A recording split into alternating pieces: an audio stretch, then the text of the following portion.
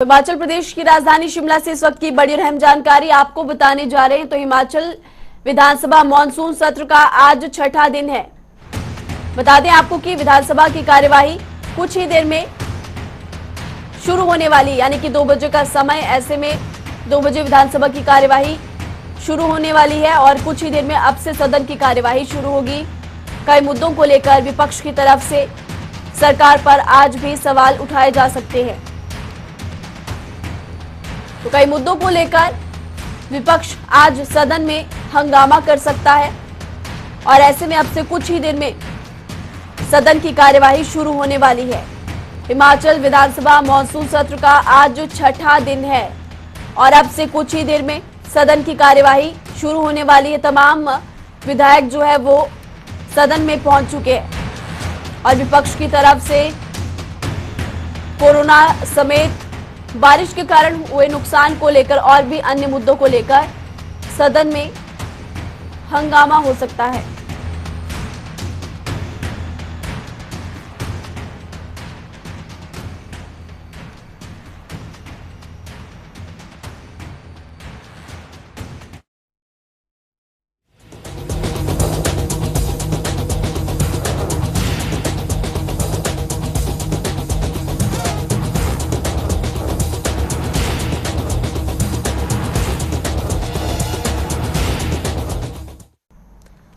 अगली बड़ी खबर आपको कोरोना से जुड़ी हुई बताने जा रहे हैं। तो हिमाचल में कोविड का कहर अब देखने को मिल रहा है, क्योंकि जो कोरोना के केसेस है वो लगातार बढ़ते ही जा रहे हैं। आपको बता दें कि बीते 24 घंटों में 167 नए केसेस सामने आए हैं। इसी के साथ साथ 167 मरीजों में 30 बच्चे भी शामिल हैं। 30 बच्चों की रिपोर्ट भी कोविड पॉजिटिव आई। प्रदेश में अब तक कोरोना के कारण 3,515 लोगों की मौत हो चुकी है।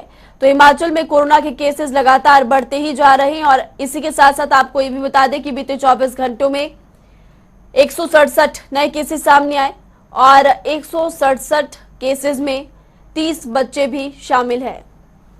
बीते 24 घंटों में 30 बच्चों की रिपोर्ट भी कोविड पॉजिटिव आई। ग्राफिक्स के जरिए आपको बताते हैं कि कोविड की मौजूदा स्थिति इस वक्त हिमाचल में कैसी। तो चंबा जिले में 44 एक्टिव केसेस, मंडी जिले में 405 एक्टिव केसेस, शिमला में आंकड़ा 400 के पार, हमीरपुर में 167, कुल्लू में 146, बिलासपुर में 90 और ऊना में 61 कुल एक्टिव केसेस। सोलन जिले में 42, लाहौल स्पीति में 36, सिरमौर में 17 और किन्नौर जिले में 16 कुल एक्टिव केसेस हैं। तो हिमाचल में कोरोना के मामले लगातार बढ़ते ही जा रहे हैं। अब तक प्रदेश में 3,515 लोगों की मौत हो चुकी है और बढ़ते मामलों को लेकर प्रदेश सरकार भी अलर्ट है और जिला प्रशासनों को अलर्ट रहने के आदेश दिए गए। बीते 24 घंटे में आपको बता दें कि 167 लोगों में से 30 बच्चों की रिपोर्ट कोविड पॉजिटिव आ चुकी है। चंबा में 11 आईटीआई टीचर्स भी पॉजिटिव हो चुके हैं। कुल्लू में स्वास्थ्य विभाग की तरफ से वैक्सीनेशन अभियान तेजी के साथ चल रहा है। आपको बता दें कि जिले में प्रशासन की तरफ से 100% लोगों को वैक्सीन देने का लक्ष्य रखा गया है और अगस्त तक जिले में 18+ वाले युवाओं को वैक्सीन की पहली डोज देने का लक्ष्य रखा गया। उपायुक्त आशुतोष गर्ग ने बताया कि जिले में कुल अब तक 2,33,000 से ज्यादा लोगों को वैक्सीन की पहली डोज दी जा चुकी है। करीब 78,000 लोगों को वैक्सीन की दोनों डोज मिल चुकी है। काफ़ी अच्छी स्पीड से हमारी वैक्सीनेशन चली हुई है। हमारी एलिजिबल पॉपुलेशन में से लगभग 2,30-35,000 के आसपास, यानी 70% पॉपुलेशन एक डोज से वैक्सीनेट हो चुकी है। 30% से अधिक पॉपुलेशन डबल डोज से वैक्सीनेट हो चुकी है और मेरा लगातार लोगों से आग्रह है कि आप वैक्सीनेशन के लिए बेझिझक आगे आएँ और किसी भी तरह का कोई सुपरस्टिशन या किसी भी तरह की कोई गलतफहमी इसको लेके अपने दिमाग में ना रखें, क्योंकि हमारी जो वैक्सीन्स हैं वो इफ़ेक्टिव हैं, प्रभावी हैं और प्रॉपर्ली उनकी टेस्टिंग हुई है, सर्टिफाइड है। तो लोग जो रह गए हैं वो लोग जल्द से जल्द आके वैक्सीनेशन कराएं। हमीरपुर में भी कोरोना के मामले लगातार बढ़ते ही जा रहे और इसी को लेकर हमारे संवाददाता अशोक राणा ने CMO RK अग्निहोत्री से खास बातचीत की है। सुनिए उन्होंने क्या कुछ कहा। हमीरपुर जिला में दोबारा से कोरोना के मामले जो है बढ़ना शुरू हो गए हैं। क्या कारण है, कैसे बढ़ रहे हैं, इसके बारे में हम जानकारी हमीरपुर के CMO doctor RK Agnihotri ji से जानते हैं। किस तरह से इन मामलों में वृद्धि हुई है, क्या कारण रही है। जी नमस्कार। जैसे कि देखा गया है कि पूरे हिमाचल में ही थोड़े थोड़े केसेस बढ़ रहे हैं। हमीरपुर जिला की बात तो अलग है, लेकिन अगर पूरे सभी जिलों का ये बात की जाए तो हर जगह ही थोड़े थोड़ा केस में बढ़ोतरी हुई है, क्योंकि पिछले कुछ दिनों से ये सब कुछ जो है वो रिस्ट्रिक्शन जी थी वो कम हुई हैं। लोग इकट्ठा हो रहे हैं, शादियाँ बहुत ज़्यादा हुई हैं, बसों में लोग इधर भी आ रहे हैं, स्टेट से बाहर भी जा रहे हैं, मंदिर खुल गए हैं, अब बाज़ारों में भीड़ है, समाज में लोग जा रहे हैं। और कई जगह ये पा गया कि कोविड अप्रोप्रिएट बिहेवियर जो है उसको फॉलो नहीं किया जा रहा है। सर अभी जो है स्वास्थ्य विभाग द्वारा 18 प्लस के लिए जो स्पेशल कैंपेनिंग चलाई जा रही है, क्या है वो उसके बारे में बताइए सर। हाँ, आज से पूरे हिमाचल प्रदेश में जो है वो first dose Covishield vaccination saturation strategy, यानी कि पूरे हिमाचल प्रदेश में सभी लोगों को हमने 15 अगस्त तक कोविशील्ड वैक्सीन का पहला डोज देना है, ताकि हमारा हिमाचल प्रदेश जो है पूरे भारतवर्ष में ये पहला स्टेट बन सके जहाँ पे एक डोज जो है 18 वर्ष के ऊपर के सभी जो एलिजिबल लोग हैं उनको दिया जा सके। ये थे हमारे साथ डॉक्टर आर.के. गंगोत्री जी, जिनसे हमने ये जाना कि हमीरपुर में किस तरह से कोरोना के मामले बढ़ रहे हैं, उनको किस तरह से क्यों बढ़े हैं, ये उन्होंने पूरी हमें जानकारी दी है। जनता टीवी के लिए हमीरपुर से अशोक राणा।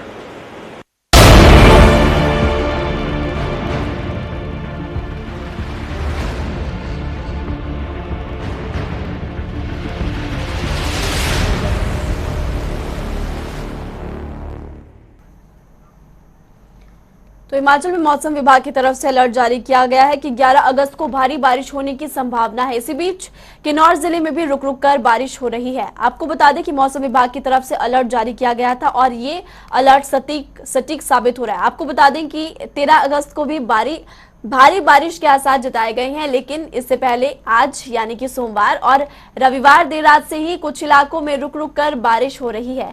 किन्नौर जिले की अगर बात करें तो यहाँ पर बारिश की जो तस्वीरें सामने आई है वो फिलहाल आपकी टीवी स्क्रीन पर है, और दूसरी तस्वीर आप देख सकते हैं जहां पर मलबे में कार भी फंसी।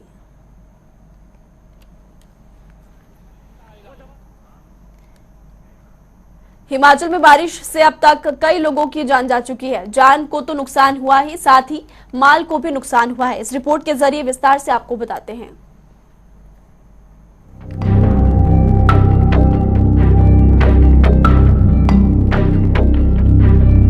हिमाचल में बारिश ने जमकर कहर बरपा रखा है।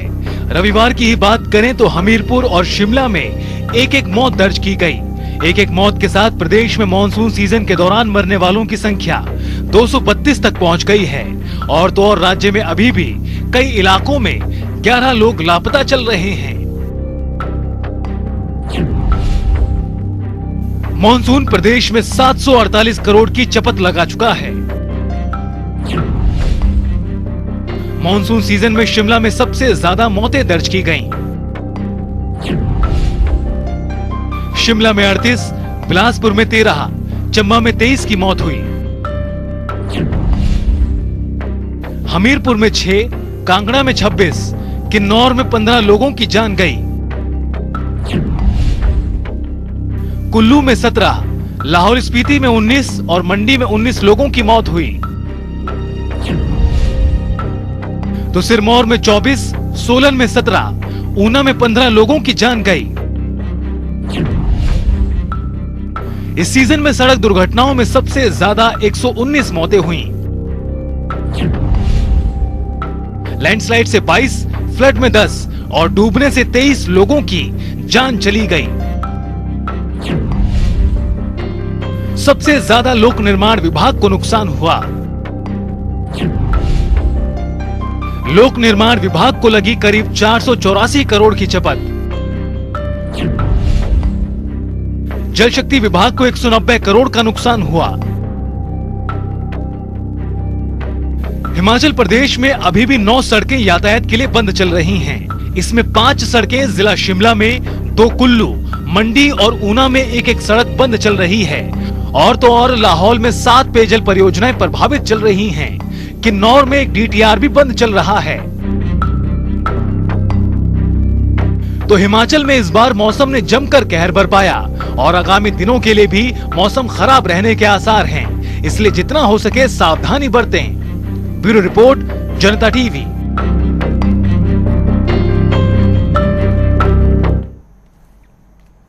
तो हिमाचल में सोमवार से स्वच्छ हिमाचल स्वस्थ हिमाचल का आगाज हुआ। शिमला के रिज मैदान से सीएम जयराम ठाकुर ने इस अभियान की शुरुआत की। इस मौके पर सीएम जयराम ठाकुर ने कहा कि पीएम मोदी के स्वच्छ भारत मिशन के तहत हिमाचल में 15 अगस्त तक के लिए यह अभियान चलेगा। सीएम ने इस बाबत प्रदेशवासियों की तारीफ भी की और कहा कि स्वच्छता में हिमाचल बेहतर है, लेकिन हमें आगे और भी ज्यादा बेहतर करना होगा। प्रवेश करेंगे एक अभियान स्वच्छता का बहुत जोरों पर पूरे राष्ट्र के स्तर पर आगे बढ़ाने का निर्णय लिया है आदरणीय प्रधानमंत्री जी ने, और उसी दृष्टि से हिमाचल प्रदेश ने भी आज एक शुरुआत की है स्वच्छ हिमाचल स्वस्थ हिमाचल, और उसके लिए आज जो है वो एक कार्यक्रम की शुरुआत करते हुए यहाँ रिज के मैदान से पहल की है। हिमाचल स्वच्छता की दृष्टि से बहुत बेहतरीन प्रदेशों में आंका जाता है। प्लास्टिक को पूर्ण रूप से बैन करने के लिए प्लास्टिक के लिफाफे, प्लास्टिक से बनी हुई जो हमारी ऐसी चीजें जो हम आमतौर पर सामान लेने और लाने के लिए जो है वो उपयोग करते थे, उस पर प्रतिबंध लगने के बाद काफी मात्रा में हम प्लास्टिक के उपयोग को रोकने में सफल हुए हैं। इस अभियान को और ज्यादा बेहतर ढंग से लगातार हमको आगे बढ़ाना है। इसलिए पंचायती राज संस्थाओं के चुने हुए प्रतिनिधियों से, नगर परिषद, नगर पंचायत और उसके बाद नगर निगम के हमारे चुने हुए प्रतिनिधियों के माध्यम से इस अभियान को और ज्यादा गति दे दें।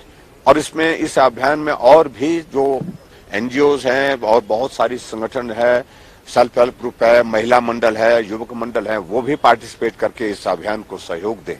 उस दृष्टि से हमने अपील की है और मुझे पूरा भरोसा है जहां हिमाचल प्रदेश ने स्वच्छता के इस अभियान को आगे बढ़ा करके बहुत बड़ी एक सफलता भी हासिल की है।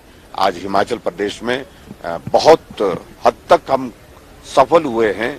जो जिस प्रकार से कूड़े कचरे के जो ढेर आमतौर पर मिलते थे, तो उस तरह की आज की स्थिति नहीं है।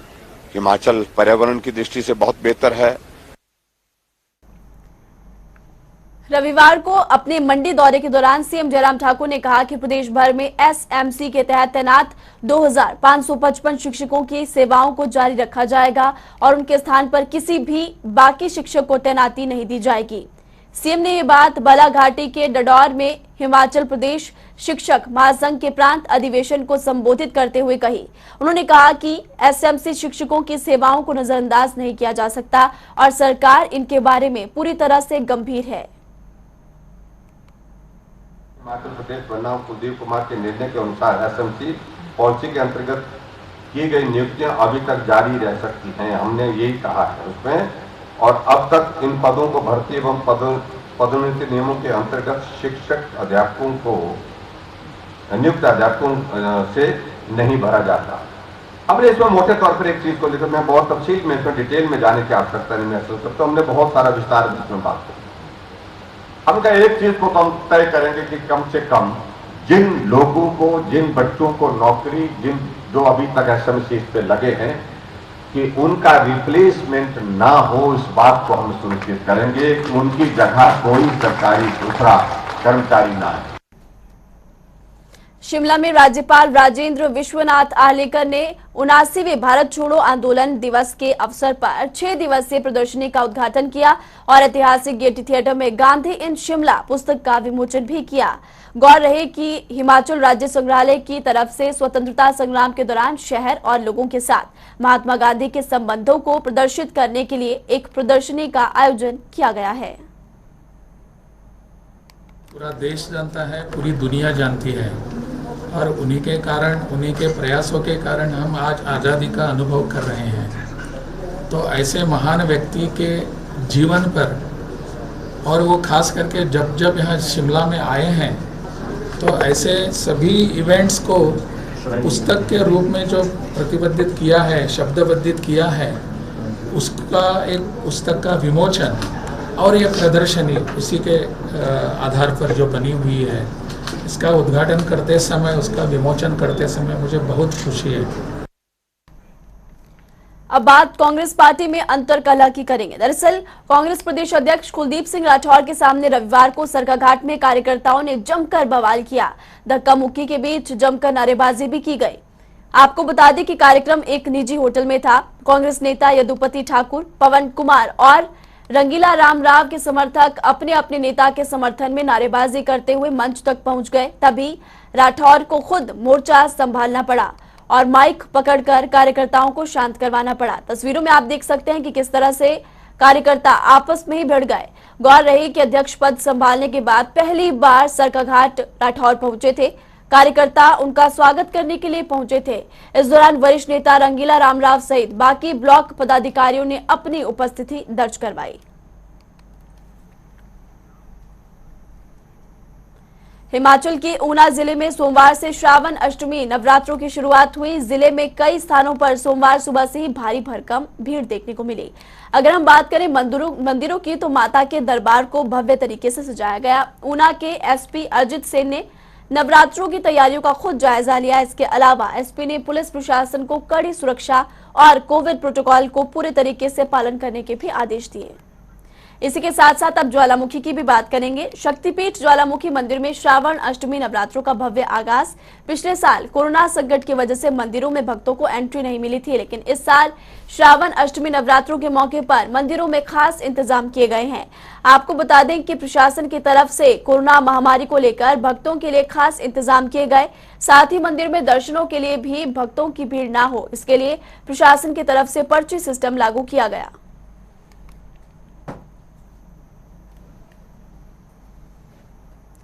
तो कैबिनेट मंत्री वीरेंद्र कंवर ने नाचन विधानसभा के धनोटू में विकास खंड कार्यालय का शुभारंभ किया। साथ ही कैबिनेट मंत्री वीरेंद्र कंवर ने शॉपिंग कॉम्प्लेक्स का भी शिलान्यास किया। कैबिनेट मंत्री वीरेंद्र कंवर ने पंच परमेश्वर सम्मेलन को भी संबोधित किया और कहा कि बीजेपी की सरकार में लगातार विकास कार्य किए जा रहे हैं और जब तक गांव का विकास नहीं होगा, प्रदेश और देश का विकास संभव नहीं। आज माननीय मुख्यमंत्री जी ने जो यहाँ इस क्षेत्र के लिए बीडीओ ऑफिस दिया था, एक ब्लॉक दिया था, आज उसका भी उद्घाटन है और साथ में यहाँ पर एक शॉपिंग कम्प्लेक्स जो करीब 2 करोड़ की लागत से बनेगा और इससे जो है वो काफ़ी सेल्फ हेल्प ग्रुप्स को भी जहाँ स्वरोजगार मिलेगा, नौजवानों को जो है वो रोजगार मिलेगा। मैं इसके लिए विनोद जी को बहुत बहुत बधाई देता हूँ। बारिश की वजह से कुछ लोग खुश होते हैं तो वहीं पर कुछ लोग परेशान भी होते हैं। कुछ लोग अगर बारिश की राह देखते हैं तो कुछ लोग बारिश के जाने का इंतजार भी करते हैं। हिमाचल के सोलन जिले में हालात परेशानी के हैं। यहाँ बारिश आने के बाद लोगों के शहर में पानी की कमी पड़ जाती है और ये समस्या आज की ही नहीं बल्कि कई सालों से चली आ रही है। लोगों का कहना है कि सरकार चाहे बीजेपी की हो या फिर कांग्रेस की, हालात जस के तस बने हुए हैं। वहीं आईपीएच विभाग के अधिशासी अभियंता रविकांत शर्मा से जब इस बारे में बातचीत की गई, उनसे पूछा गया तो उन्होंने बताया कि समस्या का हल निकालने के लिए विभाग ने सिल्टिंग चैम्बर बनाए हैं और साल 2022 तक समस्या का हल हो जाएगा। बरसात के दिनों में थोड़ी समस्या जरूर रहती है कि ये सिल्ट की सबसे बड़ी गाद जो नदी में आ जाती है, भर जाती है। गाद के कारण स्कीमें जरूर अफेक्ट होती है। जिस सबसे बड़ी जो हमारी सोलन शहर की स्कीम है, गिरी नदी पर बनाई गई है गोड़ा के पास, तो उस पर हमारी ये मेजर स्कीम है सोलन की। इसमें भी बिल्कुल भी स्कीम प्रभावित होती है। पहले ही प्राक्कलन तैयार करते सरकार से अनुमति और इसके लिए फंड्स प्राप्त कर लिए गए थे और इस पर अब काम शुरू है नई स्कीम। नाहन के कई इलाकों में आवारा पशुओं के आतंक से लोगों को काफी ज्यादा परेशानियों का सामना करना पड़ रहा है। कई इलाकों में बीच सड़क पर ही आवारा पशुओं की वजह से बड़े हादसे होते होते बचे, लेकिन प्रशासन की तरफ से कोई संज्ञान अभी तक नहीं लिया गया। इस रिपोर्ट के जरिए आपको बताते हैं। नाहन में आवारा पशुओं की बढ़ती संख्या लोगों के लिए सरदर्द और जान का खतरा बन रही है। मेन रोड पर ही नहीं बल्कि हर गली मोहल्ले में आवारा पशुओं का आतंक लगातार जारी है। इसके बावजूद जिम्मेदार अधिकारियों ने आंखों पर तो जैसे पट्टी बांध रखी हो। बीच सड़क पर बैठे ये आवारा पशुओं की वजह से कभी भी कोई बड़ा हादसा हो सकता है, लेकिन प्रशासन और अधिकारियों को किसी की जान की परवाह नहीं है। प्रशासन की नजरों में किसी की जान की कोई कीमत नहीं होती, क्योंकि हादसे होने के बाद मुआवजे की राशि अधिकारियों के जेब से थोड़ी जाती है। बीच सड़क पर बैठे ये आवारा पशुओं की वजह से कभी भी कोई बड़ा हादसा हो सकता है, लेकिन कई बार शिकायतों के बाद भी प्रशासन और नगर निगम की तरफ से संज्ञान नहीं लिया गया, न ही इन आवारा पशुओं को हटाया गया। तो वहीं नगर पालिका नाहन के कार्यकारी अधिकारी संजय कुमार ने बताया कि उपायुक्त के आदेशों के बाद आवारा पशुओं को ऐसे सड़कों पर छोड़ने वालों के खिलाफ कार्रवाई और जुर्माना लगाया जाएगा। साथ ही उन्होंने बताया कि जो सड़कों पर आवारा पशु घूम रहे हैं, उन्हें प्रशासन की तरफ से गौ सदन भेजा जा रहा है। जो हमें अभी जिस हिसाब के ऑर्डर है कि हमें जो भी आवारा पशु घूम रहे हैं उनको पकड़ के हमें या तो जो गौशाला बनी है हमारी 12 सुंदरी माता के गौशाला बनी है वहाँ पे भेजना है। जो भी जियो टैग किए गए हैं उनको हम वहाँ पर ले जाएंगे और जियो टैग से हमें पता चल जाएगा कि किसके पशु हैं और उनका हम 5000 का चालान करेंगे अगर उनको वापस चाहिए हो, जिसमें से 4000 दे जाएंगे, 1000 गौशाला को प्रोवाइड किए जाएंगे। और इसके लिए हम मॉडलिटीज़ फाइनल कर रहे हैं एनिमल हस्बेंड्री डिपार्टमेंट से, हम एनेस्थीसिया वगैरह और हमारे ट्रक यूनियन वगैरह से उनसे हम ट्रक लेके उनको जो भी लोड करके हम गौशाला में पहुँचाएंगे। बहरहाल 2021 दिसंबर तक प्रशासन की तरफ से जिले को आवारा पशुओं से मुक्त करने का लक्ष्य है, लेकिन जिस तरह के हालात सिरमौर जिले के अलग अलग शहरों में हैं, ऐसे में सवाल ये कि लोग आवारा पशुओं के आतंक से आखिर कब मुक्ति पाएंगे। जनता टीवी के लिए नाहन से देवेंद्र वर्मा की रिपोर्ट।